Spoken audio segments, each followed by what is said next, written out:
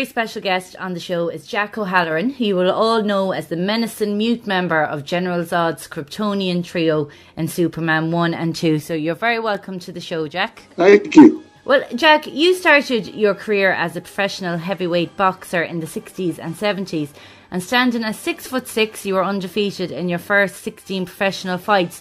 So what was your career record, and who would have been some of the well-known boxers you fought? Well, if I sat down and did my actual record, the amount of fights I had, because we did quite a few what they call smoker fights in New England. Mm-hmm. So I had we actually fought 70s, I think it was 76 times, and I won. We were about 54 and 24, something like that, and 2, 54, 24, and 2, I believe is what it is. Something in that era. And I fought George Foreman. I fought Kenny Norton. I fought Bugner. I fought Carl Gizzi. I fought Danny McAlinden. I fought Alvin Lewis. I fought Cleveland Williams. I fought everybody. Ali and I were signed 4 times to fight. I fought Alvin Lewis, who fought Ali in Dublin and went 13 rounds with him. I beat Alvin Lewis in Detroit. I beat McAlinden in the Grosvenor House. In fact, I was the first person to beat him in England. I beat Carl Gizzi, who was the champ of Wales. I beat him in the Grosvenor House in London. Bugner, I beat, but they stole the fight by a quarter of a point. It was unheard of. I had beat Cleveland Williams in Houston, Texas. Terry Daniels in Houston, Texas. I lost to George Foreman in New York. Ken Norton and I had a war in San Diego, and he won a split decision. I was a California heavyweight champion. I beat Henry Clark. I'm in the Boxing Hall of Fame in New Jersey, the Boxing Hall of Fame in California, Boxing Hall of Fame in New England. I was one of 10 heavyweight fighters in the history of boxing that ever became a world-ranked fighter without ever boxing amateur. I never boxed amateur. And what was it like for you going into the ring? Because, you're a big guy. Would you be always very confident? Would you get nervous? I was a tough kid in the streets. I got into boxing because I played professional football, and I was about to play professional football, and some things happened. The coach they hired I didn't like and stuff, and so when I walked away, some friends I said that Ali had just won the title, and I said I can whoop that kid. So some friends of mine said, "Wow, what a grand idea!" They put me in the gym, and 6 months later, I was in the ring. And I believe you fought Ali's brother. Yeah, I knocked him out in San Diego. Ali called me. Ali called me on the phone and said, "You have to do me a favor." And I said, "I'll do you a favor if you sign a contract to fight me." And we were good friends. And he said, "No, you really need to do me a favor." I said, "What's that?" He said, "You're fighting my brother next week. Please get him out of boxing because he's harming me a lot." I said, "Are you joking?" He said, "No." So I said, "Well, I better go back in the gym," because I was kind of foolish. I had a God-gifted. God gave me a great gift, and I would take a fight on a day's notice or a week's notice, and I did. If I ever trained like I should have trained, I probably would have never lost the fight. But it was my own stubborn head. I just, it was foolish of me. But it's so when I left boxing in 1975, because I fought with a disease called acromegaly, which I shouldn't have been boxing at all. That's what which is a tumor of the pituitary gland, and I had that fixed in 1974, and 1975 I had turned down the movie business like half a dozen times, and they kept calling me on the phone, and I kept saying no, and then they asked me to do a picture with Robert Mitchum called "Farewell, My Lovely," and I said, it's time. The time has come. So it's all Mitchum's fault. And then how did the role of Non and Superman come about then? I was doing a picture in Spain and Mallorca called Morocco, called March or Die, with Gene Hackman and Catherine Deneuve and Ian Holm and a host of actors. And the crew were English kids, and they said, Richard Donner would like to talk to you because they're doing a picture called Superman. And I had turned down the picture, A Spy Who Loved Me, the James Bond picture. As Jaws, they came to me. Yeah, they came to me to do Jaws, and I was doing I was doing March or Die at the time, and they wanted me to not do March or Die, but to do Jaws, and I didn't like the script, so I liked Hackman, and so I did the other picture, and when I got done, we were halfway through, and we had a break in the picture, and Hackman had fallen off a horse, so I went to London with Hackman, and we met Richard Donner. And Richard Donner and I talked about the Superman project and the character Non. And I always wanted to do a picture. I said, if I ever do a movie, if I ever get a chance to do a film where I didn't speak and I had to use body and facial language, I want to do it. Mm-hmm. Because Jackie Gleason had done a picture called Gigot, and he won the Oscar for it. He played a deaf, dumb mute, and I thought his performance was brilliant. So I utilized that, and when they asked me to do Non, I said, excellent. So I did it as this brutish guy with a childhood manner, who was like I was learning how to walk and talk, because somebody had to relate to the children. Zod was this vicious general, and Sarah was a man-eater. So somebody had to relate to the children, and we got away with it. We pulled it off pretty good. I enjoyed it. We had a lot of fun doing it. And then was it difficult filming the flying scenes and working with the harnesses? We had a lot of problems because they went through a lot of people to make them, and we finally got to a point where poor Sarah suffered a lot with ribs, and so did Terrence. So I told Saltcon, I said, There's a man who made the harnesses for us for King Kong when we fell off the log and stuff. And I said, and the guy is wonderful, and he does. So they brought him over, and he made the harnesses for us that we finished the film with that worked extremely well. After that, all the problems were gone. But in the first part, it was very it was tedious because they were long days, and you were up in the air a lot, and we broke a lot of cinematography laws when we did Superman. We set the premise for when we did the flying shots because we didn't use any CGI. Yeah, we didn't use a lot of blue screen. They actually did a thing called Vistavision. It was Zorn's Optic Vision. We shot Vistavision on Vistavision. They had this huge 70-foot screen, and there were 3 pole arms that went through it, and we laid on our molds, and we moved us different positions, so they actually shot us right into the film. So when you see us flying under bridges and around buildings, doing the fight scene and all, we actually were hanging up in the air doing this stuff, and it was kind of it was long, like I said, it was long and a tedious days, but it really worked out. The film came out terrific. In fact, they haven't done a better film than Superman 2, 1 and 2. They really haven't. Oh, they were definitely the best ones. And I believe you broke your back during the filming. During the end of the filming of 2, from the hyperextension doing the flying shots. Oh God. I did some damage, pretty bad damage actually. And how long was your recovery then? It wasn't too bad. I waited too long to get the operation. That's one thing, but it worked out. It worked out okay, And you mentioned Sarah Douglas there. I'd see her on the show last summer, who played Ursa, and what a lovely lady she is. Do you still? Oh, she's brilliant. She's absolutely brilliant. She's a good friend, and she's a terrific person, Sarah.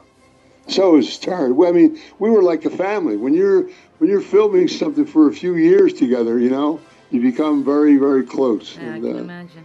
And we just had a big Superman reunion. The only person that didn't show up was Terrence because Terrence doesn't do any. He's always working, so he never does any of the shows anywhere. So, But we just Margot Kidder. We were all just together about 4 months ago. Oh, that must It was grand. It was really good. And then you famously said that you thought Christopher Reeves was a bit of an ass. Is that something you get sick of people asking you about now? Well, it was sad because he was like he was a 26-year-old with a 16-year-old mind. It was the first film that he ever really did, and he was a bit childish, and he did some foolish things, and he and I crossed swords a few times, but and he crossed swords with poor Mark McClure and a few other people, and he was a bit of a bully to some people, but that didn't work out too well with me. Well, so, I can imagine. I wouldn't like to take you on. But he was at the end. The sad part about Christopher was that he became a nice person after he got hurt. Yeah. Do you think was it just young, all the fame, and the ego kind of got carried away? Yeah, because we actually should have done. They wanted to do 10 Supermen. He really cheated the fans because if he would have stood up when they dismissed Donner, it was really a bad deal to do that. And when they did it, we all should have just said, "We're not coming back if Donner doesn't come back." And it would have been a much better film. 2 would have been even better yet. But Donner would have done 3 and 4. Yeah. And the franchise would have been much better because Richard was really into Superman. In fact, he's still, up until last year, he does all the comic things. And he and Mankiewicz were real Superman enthusiasts. And, and the Salkinds were just greedy people. It was all about money. It was like to bring Richard Lester on. It was like night and day. In fact, Gene Hackman never came back to finish because he wouldn't. So, but it worked out, and the film, because 86% of it was originally shot by Donner. In fact, we had to stop shooting Superman 2 so we could finish 1 for the deadline. He really got into 2. But then, it was sad. It really was sad. Donner was such a great, great director. And then when he had that passion and love for Superman as well, that had Jesus. Yeah, I mean, he did, too. He lived, ate, and slept it. And he had it, and he did Superman, the movie was a brilliant film. And 2 was just unbelievable. It was... But if he'd have finished it the way he wanted to, it would have been a much better. Have you ever seen the Donner cut? It's the Donner cut is better than 2, and it was like they patched certain scenes together. If he would have had shot the ending the way he wanted, it would have been a lot better. But the Donner cut doesn't have as much campness in it. It's not, it doesn't have as much comedy in it. It just it works better. It really does. And then, have you seen the remake of Superman? I've seen them both, and I didn't care for them. I thought the last one was very dark. I think they went a real bad way, and they got like the Batman movies, it just, you can't, how can you distort? Superman was the first real American superhero, and to take certain things out, like the American way, and the fact that they changed the suit, and they did a lot, and they made it. The last one was very, very dark. It was not your cup of tea. No. To see Superman let things happen to people and stuff like that would have never happened in the comics and all that stuff. So it was just sad. They just took it in a bad direction. Now they're doing Superman versus Batman, which I hope they did a better job with the script. A lot of people thought their problem with that movie as well was all too much fighting and things blowing up kind of thing. A lot of people get out about that. It's they got into this dark era where evil. I don't know, just for how the character Superman and even Batman, the way they originally stood, they seem to have taken him down this dark street, and I didn't care. And the last one had too much CGI in it. It was it's sad. I mean, to spend the money they spend on it and not do what they could have done, it was really foolish. Well, then, you mentioned earlier there as well, King Kong. You were in that with Jessica Lange. Can you talk a bit about your role in that movie? And what was Jessica like to work with? Everybody's fallen in love with her all over again now with American Horror Story. Jessica is one. It was amazing. That was her first picture. And you knew that she was a star when we first went to work with her. Jessie was one of the nicest, just a super. She was from Minnesota, a kid. She's like a girl sitting under a tree reading poetry. You know, she was that sweet, and she had just a brilliant look about her. And the director for King Kong, unfortunately, they had a great script, they had a great cast, and they had a director that wasn't the greatest director in the world, and that's sad because the picture would have been a lot better. He was always chasing Jessica around, and of course he wouldn't even get to first base, and he tried to make her look like Marilyn Monroe, and he almost ruined her career. Actually, it was Jessie was she's such a brilliant actress, my God, and we're good dear friends. And I remember when she did when she got the project Postman Rings Twice. I said, there you go, girl. That's the one, and that made her a star. When she did the Postman Rings Twice, people just went nuts over. And then she did Frances and her career, and then she did Tootsie, and her career was off. And she won an Oscar for Frances, and she was nominated for Tootsie. And she's just a brilliant person. Jessie's a really nice lady. And then, along with boxing and acting, you're also an author. And in doing my research on your novel Family Legacy, I found out something I didn't actually know about you. Your father was Albert Anastasia, who ran the organised crime group Murder Inc. and later headed the Gambino family. How old were you when you found out that he was your father? 14. I was 14 years old. And how did you feel when you learned this information? I didn't know anything about him at the time. I was a well-kept secret in Philadelphia. I was a World War II romance, Yeah. My mother was made Jane Russell look like a boy. She was gorgeous, and it was a war era, and I was a product of that, and it was kept quiet all my whole childhood until I was about 16 years old, but I always knew something was a bit off and something was wrong, and then some people just came to me and told me the truth, and I was introduced to a lot of people in New York, and a man called Meyer Lansky sort of raised me, keeping an eye on me and stuff, and so it was actually worked out for the better. What my father did was I was raised by there was a man called Rip Collins, who was the Collins war hero of Ireland in the 20s. It was his first cousin, and he was head of the IRA in Philadelphia, and he was an engineer for General Electric, and he was an incredible man, and he taught me so much in life, and he sort of groomed my life a lot, when I was a kid, and he prepared me. He kept telling me, "You're a special kid, and don't worry about it. Things will be all right," and stuff. And it turned out, he was just a great influence in my life. And did you ever get to meet your dad? Not really, no. He came to watch me play football when I was a freshman in high school. Right before he died, actually. It was probably about a month or so before he was killed. Mm-hmm. And I remember him. He was stood out because there were three men dressed like total gangsters, Stood out in the crowd.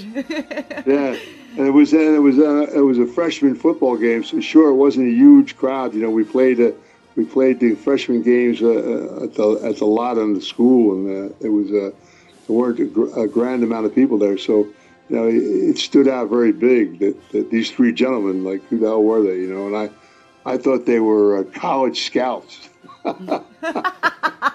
Little did you know. Yeah, I really did. I thought, so, but yeah, so he was quite an individual. What I, found out about him, and he left me. He wrote about 200 pages that he left me to explain a lot of things to me and stuff. And he was he came from an era, he did what he did, and he was.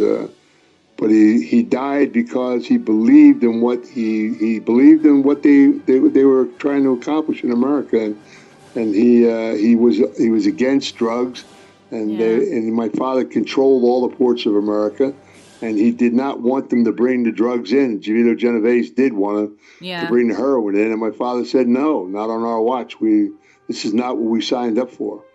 And he died for that. He just wouldn't. They begged him to please, because he was very powerful. And when they assassinated him, they knew they made a mistake, because he was the glue that held them together. And things started falling apart very badly after he died. You see so many like movies and TV shows like Sopranos and all that now.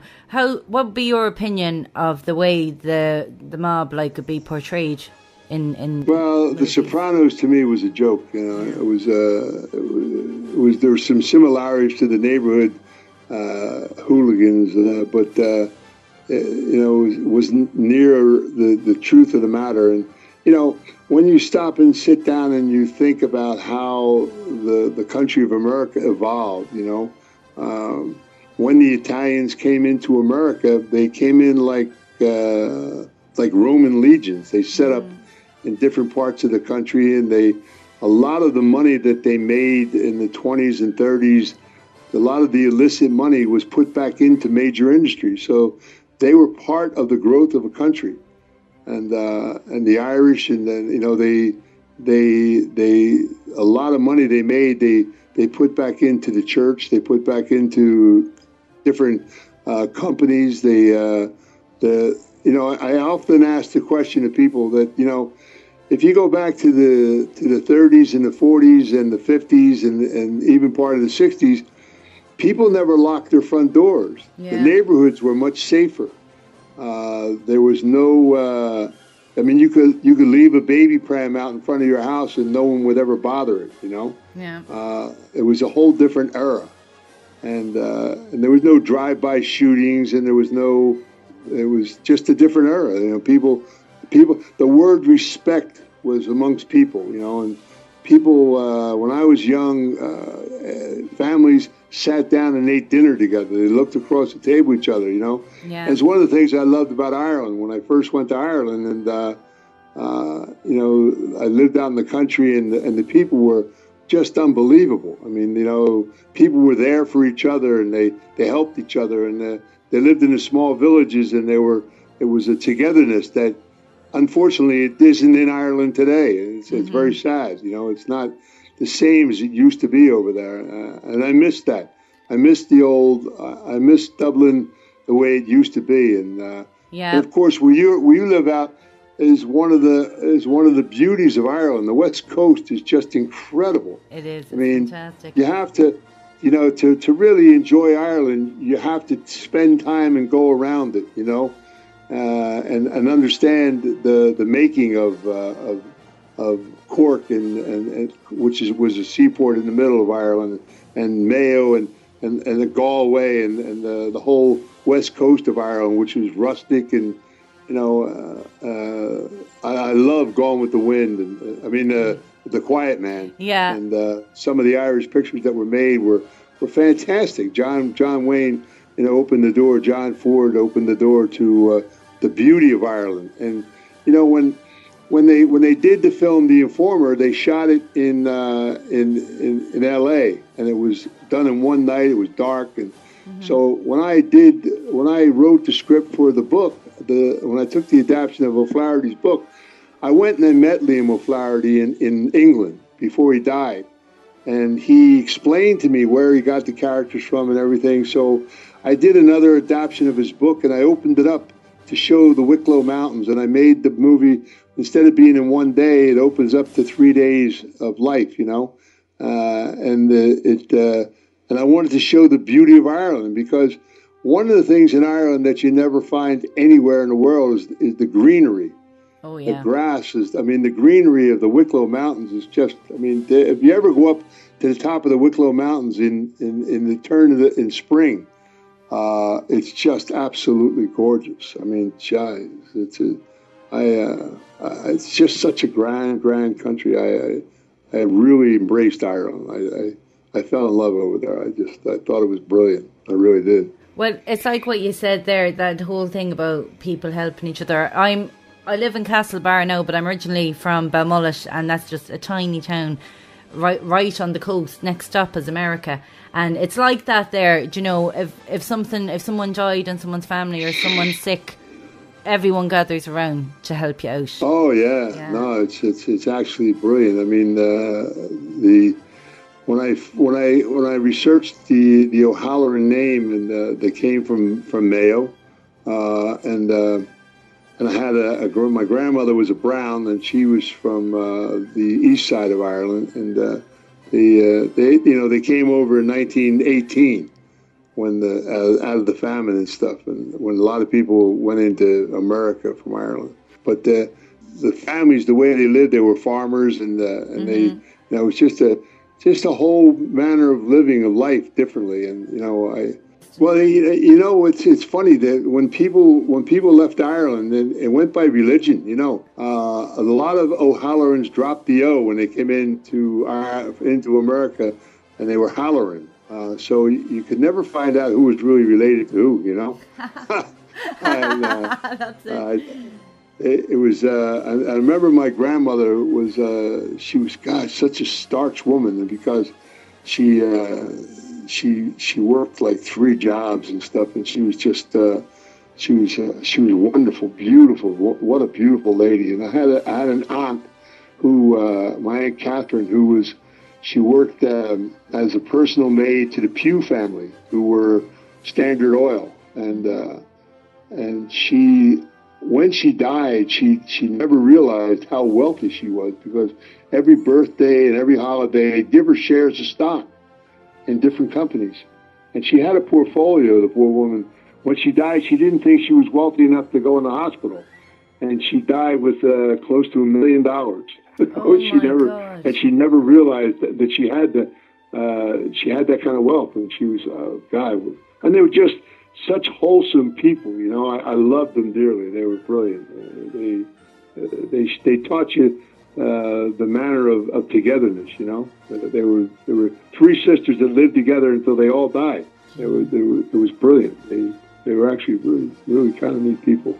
And just to go back there to what you were saying a few minutes ago about your adaptation of The Informer, you're going to be coming to Ireland to film that, aren't you, Jack? Yeah, we finally, after all these years, we were trying to do it several times, and Robert Mitchum was actually going to play Gallagher in the beginning, and then he got too old, so he was going to. In fact, it was the only one of the adjustments I ever made in the script.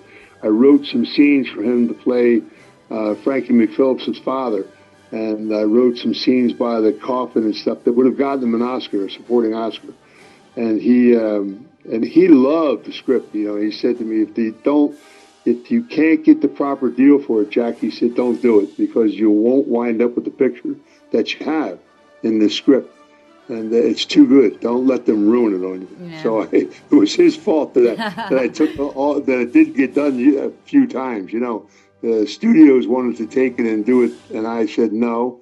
And then we put the music to it in the 80s, and I kept.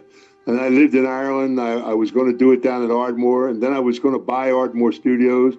I came very close to doing that, and when I went back to America to do a picture, U2 went in there and bought the place, because I opened the door for McGuinness, their manager, Paul McGuinness, to. Took a look at it, and it was a great idea, and sure, they didn't do what they should have done with it, and it was sad, because the place, it was a grand old studio. It was actually brilliant, and now they got another new studio over there, so I'm looking forward to going back and filming over there. It's a picture that needs to be done in Ireland. I'm looking to get Daniel Day-Lewis to get involved and a few other people over there. Oh, that'd be amazing. He's fantastic. There's so many great actors. I mean, I went to Daniel when I did when I lived there, and he had just done My Left Foot, and he's such a brilliant actor. Oh, and he's such a wonderful man. He gets better and better and better. And sure, he loves Ireland. You know, he loves things in Ireland. There's a lot of great actors over there. We'll have a good time. We won't have a problem casting it at all. Oh, not at all. And then, are you planning on turning the book Family Legacy into a movie as well? Yeah, there will be announcing that as well pretty soon. And then I'm writing 2 other books, and they're going to do it. They really want to do a series on it, you know. It's a great idea, and it'll work well because it's not just a mob picture that I want to do. I want to do a picture that shows the growth of America and how they were, you know, in the beginning you had industry and you had government and you had organized crime, and the unions were all partners. You know, they all worked together to try to build a country. And I think that needs to be seen, how the country really opened up. You know, and I think we're going to portray that, and we're going to do it well. And in the book, is the book totally fictionalized, or is there a lot of fact in there? It's about 85% true. It's about 85% true. The author, the publishers wanted me to do a nonfiction book, and I said, you'll never get it printed. You know, they'll never let you tell the truth about. So we did what they call fractional, you know. Right. We told a bit of malarkey and filled it, you know, but there's a lot of truth in it, and it's the second and third book are going to be quite eye openers, I think, for people. It just to tell the truth about a lot of things that happened in the country that opened the country up, you know. And so when I did the book, I started with my father's death and I ended it with Kennedy's death, and sort of told the truth about John Kennedy's death, you know. And people have come to me a lot and said, you know, who do you think was involved and really killed John Kennedy? And I said, you know, if you really wanted to know who was the person who was responsible for John Kennedy's death, it was his father. His father was not a nice man. And if you go back in the history of Joe Kennedy, I mean, he lobotomized his daughter. His daughter suffered from what we call today ADD. You know. Oh my God! He lobotomized her for that. And he lobotomized her and left her. She lived in an institution until she was like 80 years old before she died. Oh my God, that's horrific. And he lobotomized her so that she wouldn't embarrass the family. And Jack Kennedy, did the truth be known, Jack Kennedy would have never reached, and I like Jack, I met Jack several times, he would have never lived out his term because he was dying of 4 different diseases. Addison's disease, terrible. His back was deteriorating. I mean, they shot him up every day, you know. He had, he was really sick. And they, when he was going to go to Dallas, there were like 8 people who called his brother Bobby, who was the Attorney General at the time, and said, do not let your brother go to Dallas. He'll never come home. The animosity was terrible down there. And he, you know, and even the head of the Democratic Party went and said, please don't let your brother go. So the fun part about it is that, you know, Bobby Kennedy was his brother's second skin his whole career. But when he went to Texas, he wasn't there before, he never went there during, and he never went there afterwards to find out what really happened. Why do you think his father wanted him dead? Because he would rather see him die the way he died than to die of illness. So kind of die a martyr. Yeah. And he'd rather see him die the way he died because they were told. There was so many things that were done that the anger was so bad amongst several. There was the biggest advocate, the person that despised Joe Kennedy the most were the bankers of the world. I mean, what he did in the Second World War really made some people very angry, you know, especially bankers. And in 1929, he instigated. He didn't aim it to be the crash, but what he did instigated the crash. He was Joe Kennedy was a brilliant man, and he was owned by Chicago, and he hated that. He got in trouble when he was a young man as a bootlegger, and they bailed him out of it, and they owned him. In fact, the only money that he ever put into a building in America is the Mercantile Building in downtown Chicago, and it's still there. And they got him to do what you call a short sell in America and in the stock market because he was a genius with banking and stuff. And they were aiming at the bankers who invested in America, were looking for money back, and they were all mad they weren't getting paid back enough. And America, after the First World War, became a war-bearing country and went into making war surplus and stuff. And that was all done in Europe before that. So they took jobs away. And there was a lot of anger and tension between them. So he put a short sale together that was aimed at 30 companies from Europe that invested in America. And that's why Blackjack Bouvier, who was Jackie Kennedy's father, became, he went off the deep end when his whole family were bankrupt. Then he worked for the Rothschilds in Paris. And Jackie Kennedy's mother never forgave Joe Kennedy for that. And she groomed her daughter to marry him. She wanted her money back. And that'll all come out, too, as well, Well, that's it. Like, you spoke about this in many interviews I've seen online. Like, have you ever been challenged by anyone for the things you've said? Not at all, because it's the truth. You can't challenge the truth, you know what I mean? I mean, you're better off if you really got into it, when, people, there's a simple question you can ask yourself. When Jack Kennedy died, who was the top cop in the country? And everybody thinks J. Edgar Hoover, who was head of the FBI. But that's not true. The top cop in the country was Bobby Kennedy. He was the Attorney General of the country. And he never, like I said, he didn't go before. He never went during Jack's. He was always wherever his brother was. And when all these people went to him, including Adlai Stevenson, who was in Houston, and they were spitting on him down there. And he went to Bobby and he said, "Don't let Jack go to Texas." The anger down there is terrible because of what Joe Kennedy did. Joe Kennedy, when Jack was running for president, H.L. Hunt went to California during the nominations, and he gave a lot of money to Joe Kennedy for Lyndon Johnson to run as Jack's running mate. And when he became president, one of the first things Joe told his son to do was to put a tax against the wealthy, rich oil people of Texas. So that didn't make them too happy down. And he created animosities that it looked like the mafia did it looked like this person did it, that person did it. And it was such a convoluted conspiracy that the truth is only coming out today. It only came out about 15 years ago that Jack was actually shot 3 times. The whole one bullet theory was totally bogus. Lee Harvey Oswald never pulled the trigger on any gun at all. He wasn't even in the building. I've seen you say that the driver was the last bullet. It took the last shot. And before he died in Texas, his son has been on the radio. His father left an affidavit stating that he took the last shot that killed Kennedy. And that's the shot that when you see him go backwards and the back of his head came out because he shot him in the front.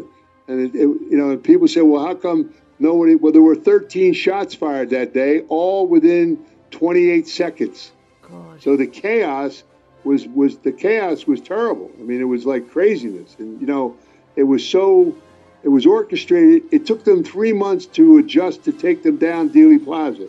They changed the route of his thing down there like 4 times, and it was just the whole. When you sit down and you analyze the whole deal of what happened there, It all makes sense. It all makes perfect sense, And you have all of this is in your book, Family Legacy, is it? Yeah. I mean, I was there that day. I was in Texas the night before. I was at a party at Clinton Murchison Jr.'s house. and everybody was there. I mean, I was there as a learning. I went there supposedly because I was going to play with the Dallas Cowboys, and it was an excuse to be there. And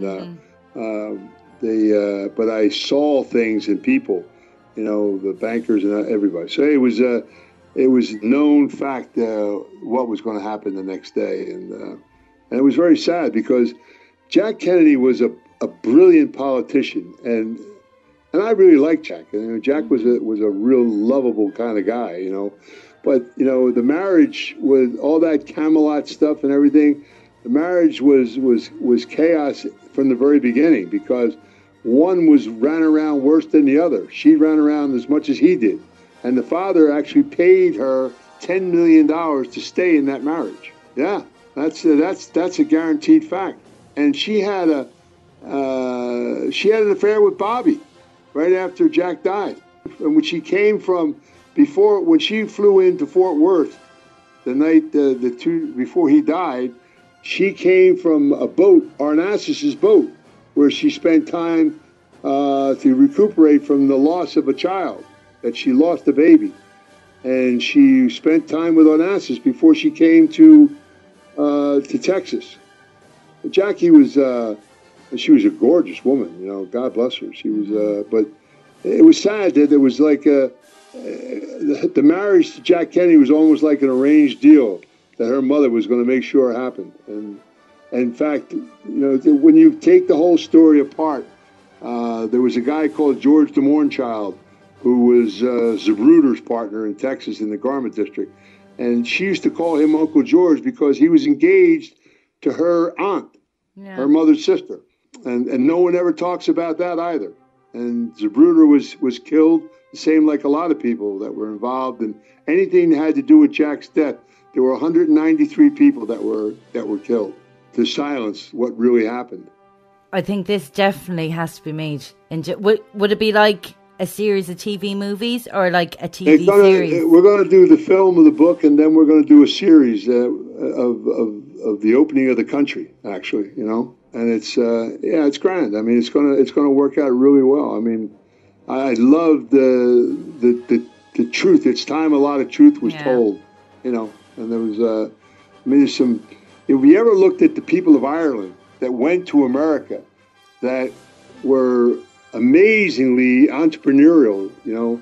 I knew a man in Philadelphia by the name of Kavanaugh who came over, and he had Mr. Softy was started by him.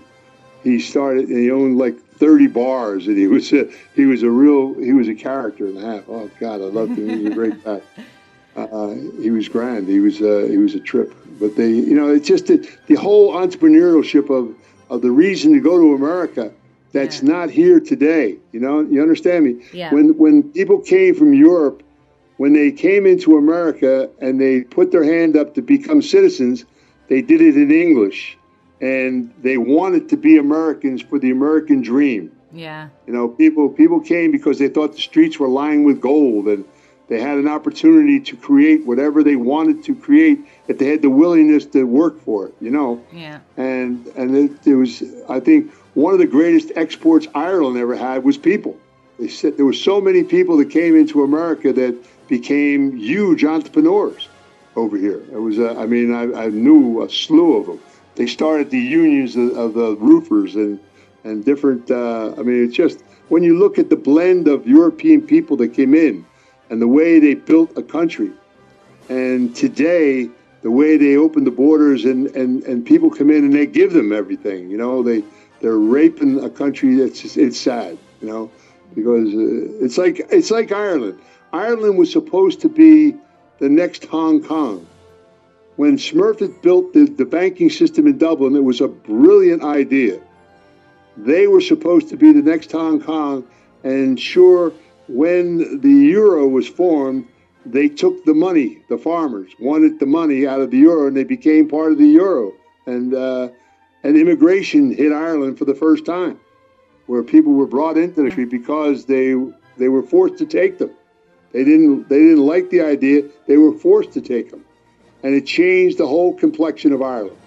Well, Jack, now I don't mean to cut you short, but we're running out of time for the show. So sorry now. I could talk to you all day. I know you've lived some life. Fascinating interview, absolutely. I'm looking forward to coming back home. To tell you the truth, it would be excellent. Ireland's like home. My daughter was born there.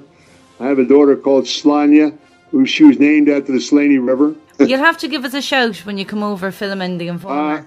I will. Of course, we'll sit down and break a meal. Yeah? Excellent. And before you go, is there any other projects you'd like to share with the listeners? Well, we're just, I think the book Family Legacy, but the Informer, the name of the project is Ballad of a Simple Man. Okay. And it's going to be a brilliant film. I am so looking forward to doing that movie because it's been in my heart for many years, and it shows the beauty of a country that I fell in love with. I mean, it shows the beauty of Ireland and the people. Fantastic. You know, it's a picture. It's actually a love story between two men. How Jip O'Nolan followed Frankie McPhillips around like a lamb. You know, he's a big brute of a man who Frankie McPhillips was the brains and he was the brawn. You know, and it was in the time of the troubles of Ireland. And I'm going to do the picture in the period that it belongs to be done in. People tried to tell me to do it modern. I said, you can't. You lose the flavor of a great country, how they fought for their independence, you know. Well, Jack, thank you so much once again. It's been a fascinating interview, and we'll definitely get you back on when you're over for filming the movie. God bless. Mind yourself. The Crypt interviews in association with Mayo Leisure Point Castle Bar.